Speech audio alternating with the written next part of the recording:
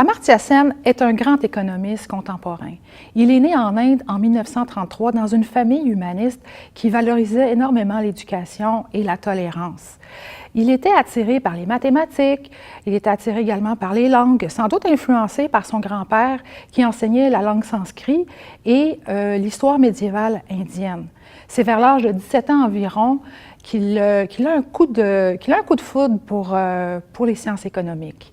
En 1998, il a décroché le prix de la Banque de Suède en mémoire d'Alfred Nobel pour ses travaux en économie du bien-être, qu'on dit en anglais le welfare economics.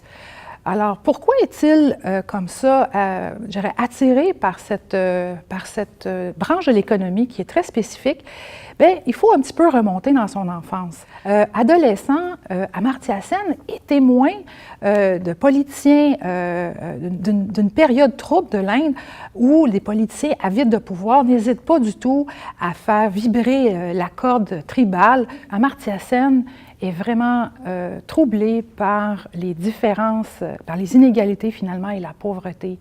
Pourquoi des pays vont donc être si pauvres, vont vivre de la pauvreté endémique, tandis que d'autres vivent dans l'opulence? Pourquoi y a-t-il des crises de famine dans certains pays? Pourquoi est-ce que ça apparaît? Qu'est-ce qui explique finalement le développement économique? C'est quoi le but du développement économique? En 1999, il publie ça. Ça s'appelle « Un nouveau modèle économique, développement, justice et liberté ». On retrouve là-dedans deux sortes de libertés. Il y a premièrement la liberté qu'on dit substantielle et les libertés instrumentales. La liberté substantielle, finalement, c'est tout simplement la fin du développement. Donc, l'idée, on fait du développement pour être libre. Les libertés, elles, instrumentales, il y en a plusieurs, je vais en nommer trois. Il y a premièrement la liberté politique, les opportunités sociales. Il y a également la protection, la protection civile. Ce sont des libertés, finalement, qui sont complémentaires, hein, qui, quand qu'elles se renforcent également par elles-mêmes. Et ce qu'elles font, ces libertés-là, c'est qu'elles permettent de renforcer les capacités. Les notions qu'on peut effectivement retrouver, finalement, dans notre programme d'études, effectivement, on va avoir finalement le bien-être dans une économie, comment on fait pour le mesurer. Okay?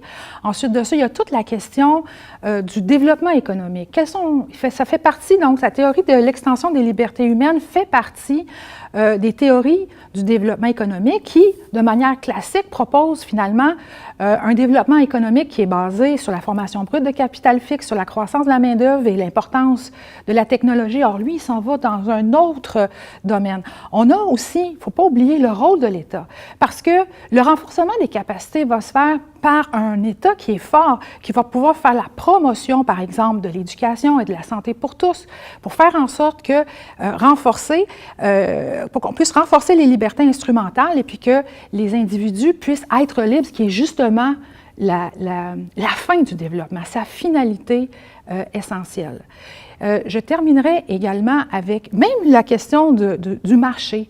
Hein? On peut retrouver dans son œuvre, finalement, toute la notion de l'économie de marché. Par exemple, quand il y a une famine, est-ce qu'une famine est simplement, je dirais, occasionnée du côté de l'offre agricole ou environnementale qui est déficiente, ou bien y a-t-il pas également des variables qui sont liées aux consommateurs, finalement, et qui seraient en lien, finalement, avec la perte de revenus ou par la faiblesse des opportunités économiques.